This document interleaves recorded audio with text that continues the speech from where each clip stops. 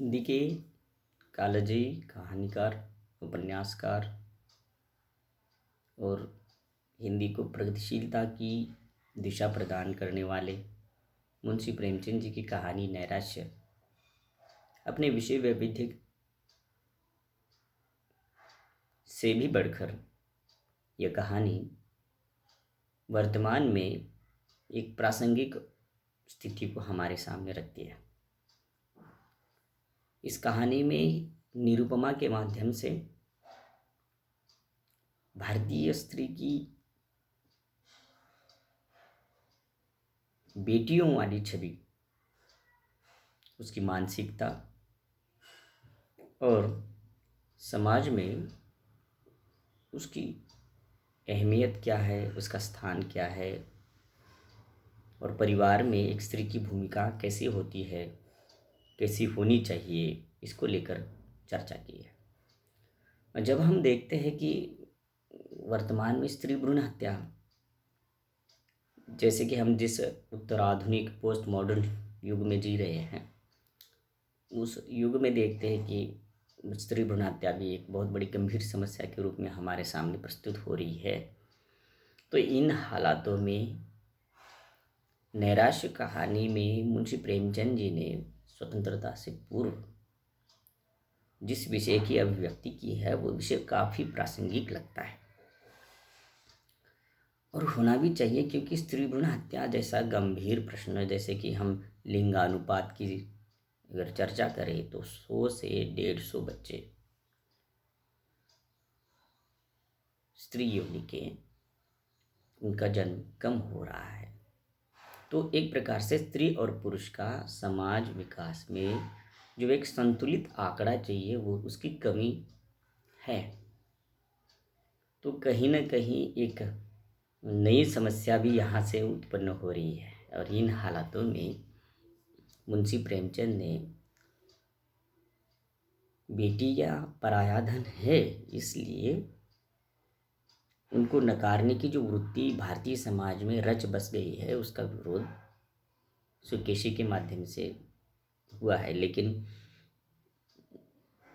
यथार्थ स्थिति यह है कि अंततः निरुपमा को मरना होता है या वो मृत्यु की ओर चल रही है। निरुपमा को उसके घर में जिस व्यवहार का सामना करना पड़ता है, जैसे कि पति के ताने सुनने होते हैं, उसकी सास, उसके ससुर, फिर पति के प्रेम के प्रति उसकी आस और एक अनुरागहीन जीवन, दाम्पत्य जीवन में जीना कितना सही है और हम इसको किस रूप में स्वीकार सकते हैं।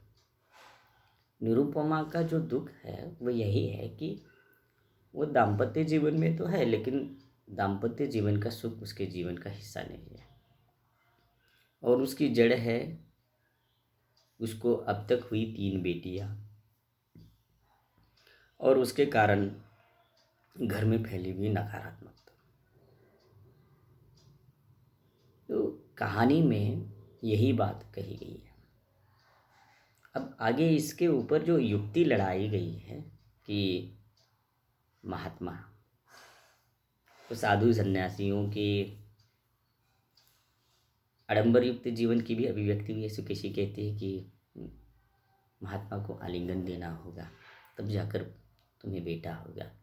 तो एक छोटी सी जगह यहाँ मुंशी प्रेमचंद ने पुत्र प्राप्ति के लिए साधु संतों के पीछे लगती स्त्रियां और महात्माओं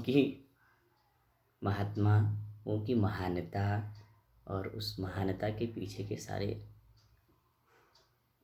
तंत्र को भी संकेत रूप में हमारे सामने रखा है।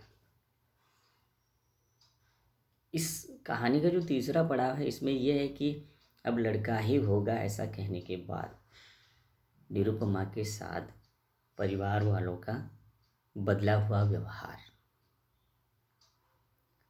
जिस भारतीय परिवार व्यवस्था का बोलबाला पूरे विश्व भर में है, उस भारतीय परिवार व्यवस्था का कटु यथार्थ और नग्न सच्चाई हमारे सामने प्रेमचंद रखते हैं कि केवल पुत्र और पुत्री, इन दो शब्दों के बीच कितना बड़ा अंतर है इस कहानी में कहा गया है।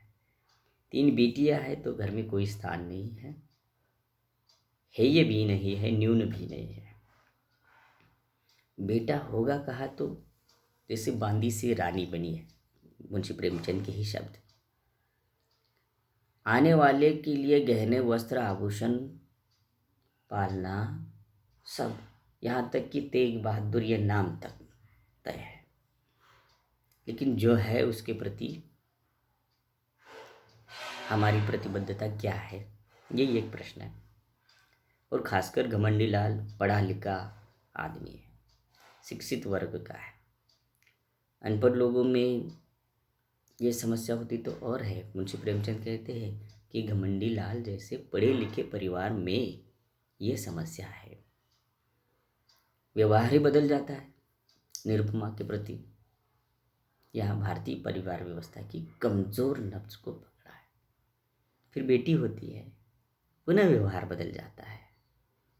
मतलब बेटी के जन्म के साथ एक बहू के साथ जिस व्यवहार की विडंबना इस कहानी में प्रस्तुत की गई है, ये भारतीय परिवार व्यवस्था की कमी को हमारे सामने रखते हैं। और आज भी यही है, यही कहा जा रहा है कि हमारा व्यवहार बेटा या बेटी के केंद्र में है या उस कारण से परिचालित है। ये दुखद और विडंबनापूर्ण है। ये त्रासद क्षण है, सिर्फ निरुपमा के नहीं, निरुपमा जैसियों के। सुकेशी की 2 युक्तियाँ है। पहले तो बेटा होगा कहकर, दूसरा कि तुमने ब्राह्मणों को भोज नहीं खिलाया, तुमने व्रत ठीक से नहीं किया इसलिए बेटी हुई। और फिर से घमंडी लाल का पूरा परिवार जुट जाता है। देखिए 2 बार मीर शिकारी को बुलाया जाता है, पामर को बुलाया जाता है, ब्राह्मण को मुहूर्त देखने के लिए बुलाया जाता है। सारी और आलू पूड़ियाँ सब पंच पकवान की तैयारी तक शुरू होती है सिर्फ बेटे के आगमन को लेकर। यहाँ भी उत्सव कहाँ है जहाँ बेटा है और बेटियाँ उत्सव नहीं है। ये एक मार्के का प्रश्न भी हमारे सामने मुंशी प्रेमचंद इस कहानी के माध्यम से रखते हैं। सुकेशी ने निरुपमा के जीवन में कुछ क्षण सुख के तो लाए, लेकिन लेडी डॉक्टर अंततः यही कहती है कि उसका हृदय रुक रहा है, मतलब वो मर रही है।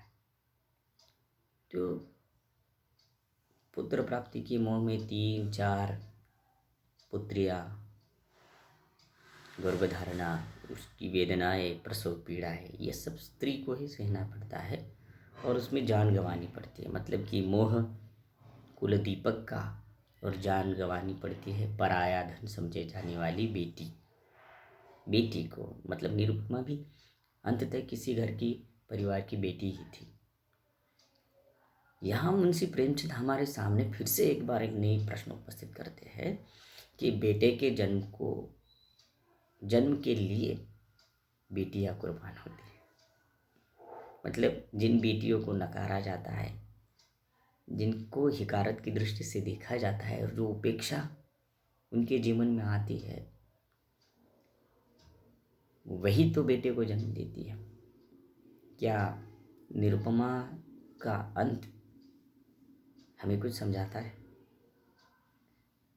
हमारे जो कुविचार है, हमारे जो रूढ़ग्रस्त मान्यताएं हैं, हमने जिन गलत परंपराओं को अपनाया है, ये समय नहीं है कि हम उसको नकारें।